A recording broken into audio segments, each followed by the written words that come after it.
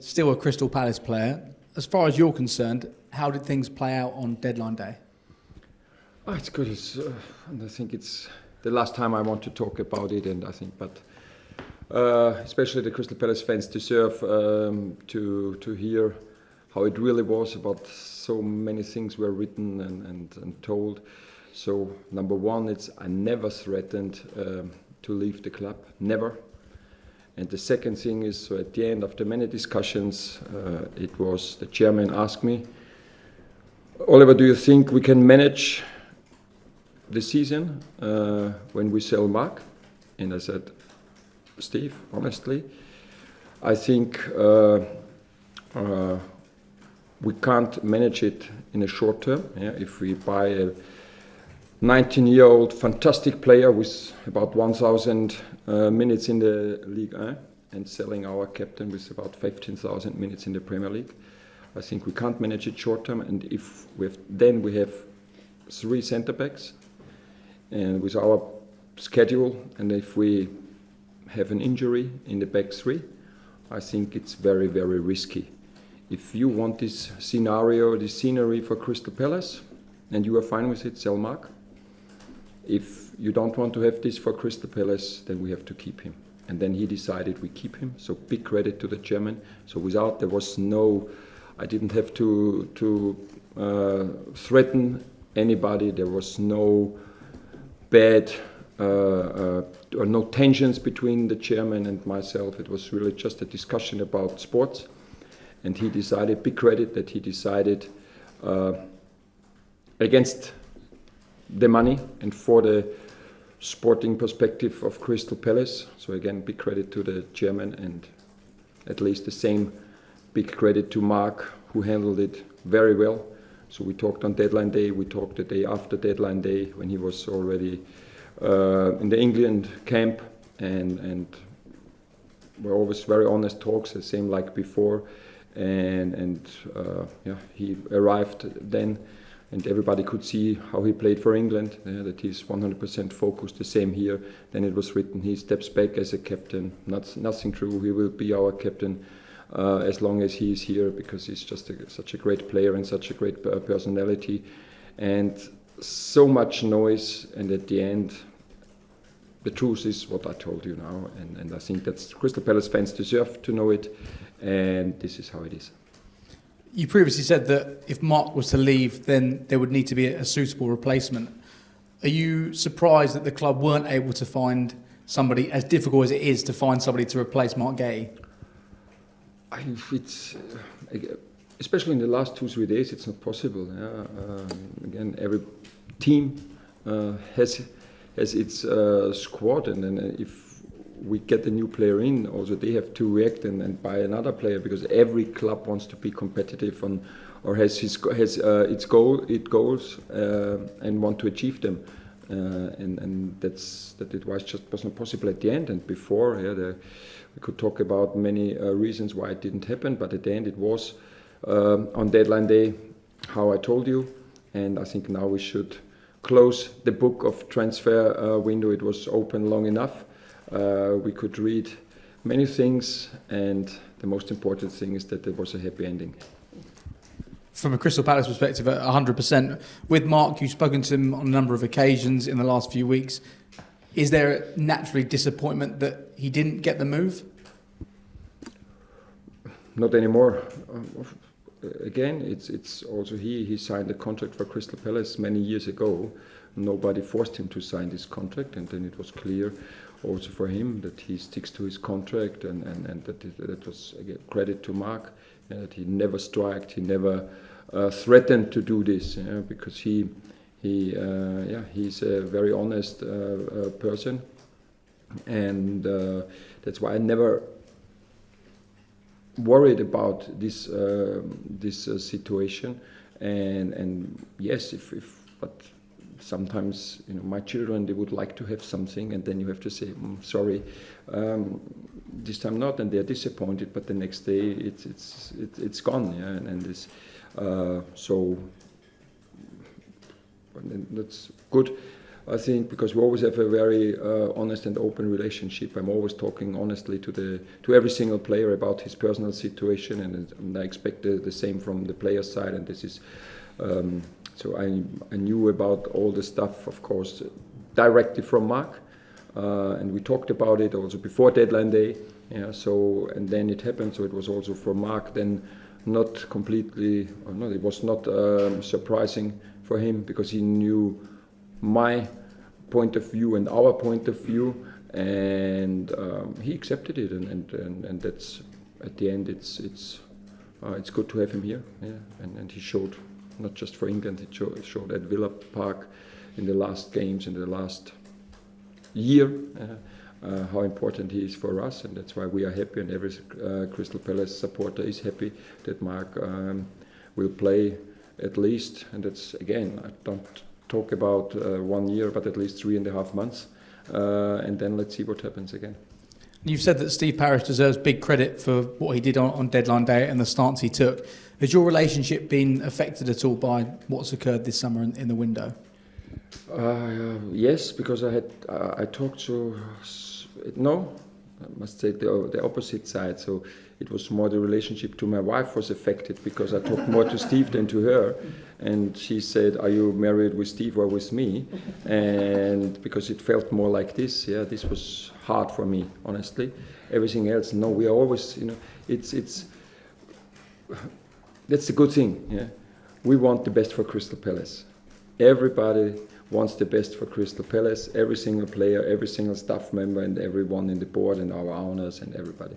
So that's always the basic. So Steve doesn't want to have the best for him, and Oliver Glasner doesn't want to have the best for him. So we have no egos in this situation. We are just thinking about Crystal Palace, and then we are discussing, and at the end, trying to find the best solution for Crystal Palace. Yes, there are sometimes, let's say, short-term, you have short-term, mid-term, long-term goals, yeah, with the club. And of course, as a manager, it's not so important what happens in 10 years, yeah, because we know I was told, I don't know exactly, but now after Nuno is sacked, I'm the 7th or 8th longest Premier League manager in 18 months. So does it make sense talking about what happens in 10 years?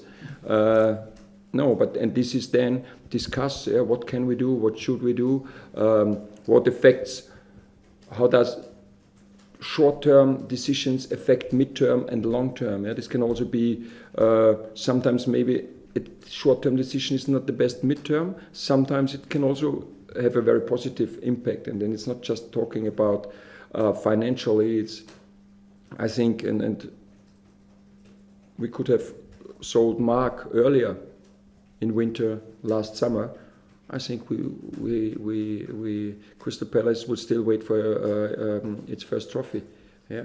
And so then was maybe short term was financially not the best, yeah? But what everybody experienced, it was absolutely the best decision, yeah. And this sometimes you don't know when you take it, and it's not such an easy job for a chairman to take these decisions. But in this situation, yeah, it was again, I think a very good decision. With the players that you signed in the final few days of the transfer window, I know there was a frustration that players didn't come sooner. Every manager would love the players there for pre-season, but how do you feel about the squad you have to compete in 4 competitions this season? I had a very long meeting today. It was today, 12th of September, our first training together. It's weird because we had so many players playing in South America or in America. They arrived yesterday during the day, so they were here the first day. There's the new signing. So we're at the first training on the 12th of September with your squad. You want to compete, or we will compete in 4 competitions. That's a little bit strange. And it's now, but this is now the challenge we have, to integrate the new players. It's good that they are here. We could see immediately why we signed them, and they are great football players, great characters. We're always looking on their personality, the fit into the group, and now it's building or integrating them in the way we are playing. It's a little bit different, maybe they were used to. and this we give them the time. Good thing is again we just with how you say, it's when you write something with the speech marks. Yes, speech marks. Just apps from the 14, 15 players who played most of the minutes. That makes it easier to integrate new players. When you have to throw in 3-4 new players, it's a little bit more challenging. So now we're looking forward to it. We had a very good start into the season, and now we want to follow our pathway and play how we played and continue improving our game, continue enjoying our game, and continue, of course, being successful. Now the transfer window is closed. Is now a good time to discuss your future with the club? Would you like to stay here beyond the end of this season? If I don't want to get divorced, I have to stop talking to Steve so often. So that means, again, I think everybody, honestly, everybody, and that's not from my side, the same from Steve and in the club, was now pleased not to talk about all this stuff. So there will be the time when we talk about it, but the last 2 weeks, everybody was really exhausted. What happened in not just the last 1, 2, 3 days, also we had a very tight schedule. So my job is to prepare the team that we are able to win, and the players did fantastic with all the noise around us. We were unbeaten, or we are unbeaten since the start of the season. We achieved our short-term goals, winning Community Shield and qualifying for the Conference League group stage, and there was so much going on, and it was really exhausting, and that's why everybody enjoyed a few days off, also going away.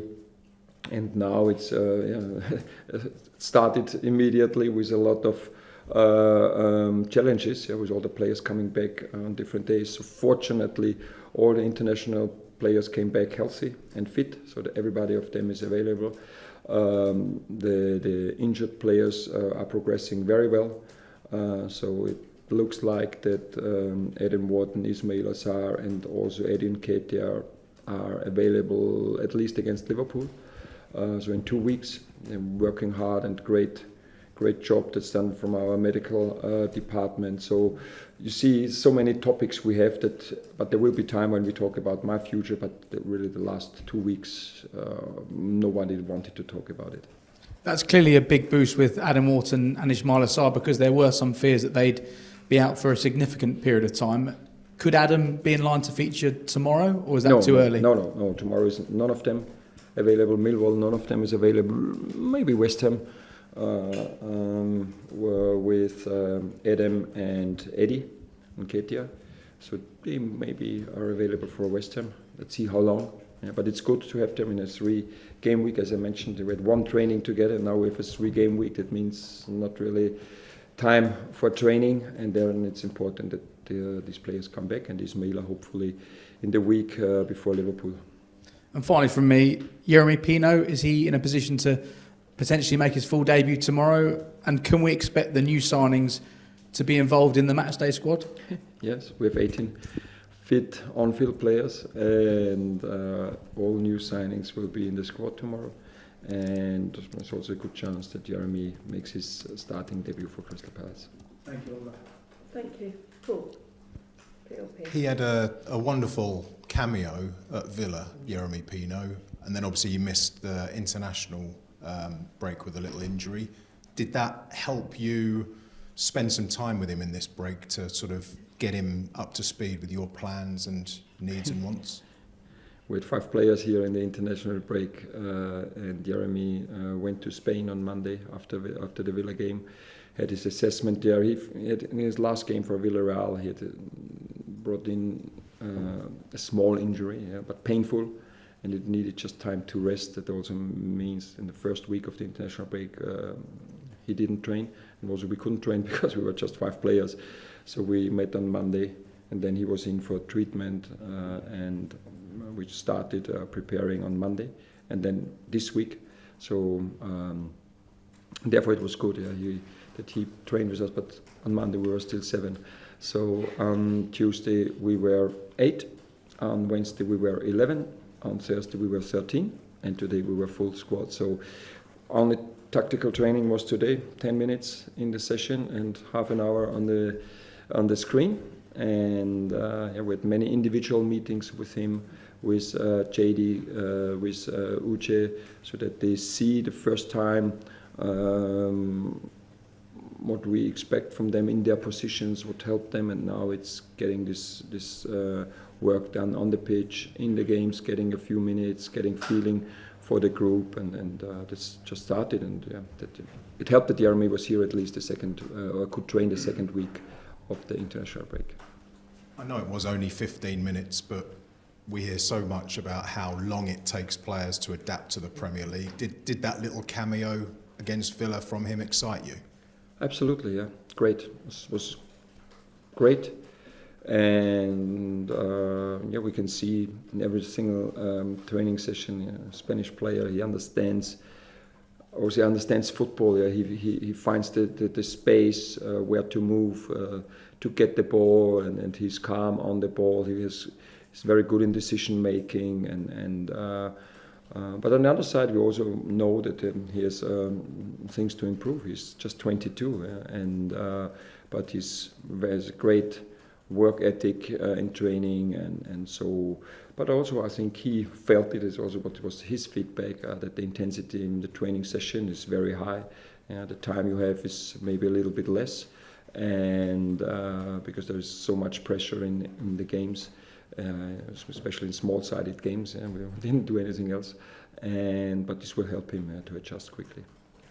And I know you've said you've only had a very short time with Christantus, but what sort of impression has he made early on?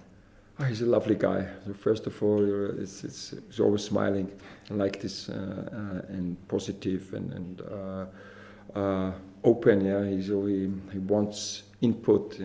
He's asking and but also it's important giving him the time to settle in, getting everybody known. He was called up by Nigeria, so did the medical sign and went straight to Africa. They played in South Africa on Tuesday evening, and then he arrived Thursday morning, and came straight from Heathrow to the training ground and trained with us 30-40 minutes.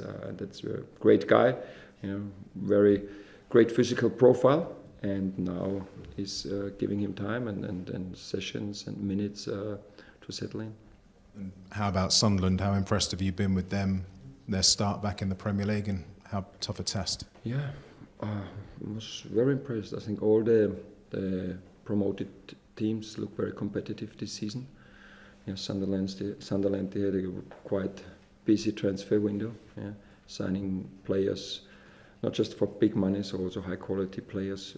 Good mixture between, let's say, young players on their upside and also very experienced players like Xhaka, and also now Mukiele, who played for PSG, or Alderete, who played, I know them from German Bundesliga, all three of them.